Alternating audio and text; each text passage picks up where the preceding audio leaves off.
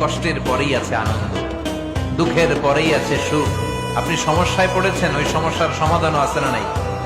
এই পৃথিবীতে এমন কোন সমস্যা আছে যেটা সমাধান নাই? কথা বলেন। সমস্যা তৈরি করেছে কে, আবার সমাধানও দিয়েছে কে?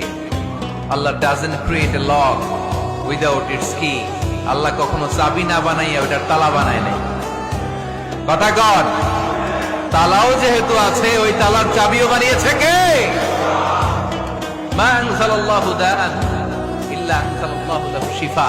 আল্লাহ দুনিয়ায় এমন কোন রোগ পাঠায় নাই যে এই রোগের ঔষধ বানায় নাই, এমন কোন রোগ নাজিল করে নাই যে এই রোগের কোন চিকিৎসা বানায় নাই, হয়তো সেটা আবিষ্কার হয় নাই। অনেকে ক্যান্সারের কথা বলতে পারেন যে হুজুর ক্যান্সার এমন রোগ, এই ক্যান্সার তার নাই কোনো অ্যান্সার, কিন্তু বিজ্ঞানীরা বলতেছে এটারও অ্যান্সার আবিষ্কৃত হচ্ছে। সুবহানাল্লাহ কইবেন না?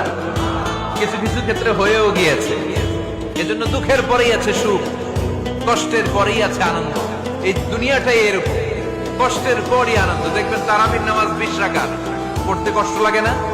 কোমরে ব্যথা, হাঁটুতে ব্যথা, কিন্তু 20টা রাকাত যখন শেষ করে মসজিদ থেকে বের হই, একটা আনন্দ আছে না নাই? কষ্ট করে পরীক্ষার জন্য প্রিপারেশন নিলেন আপনি কয়েক মাস,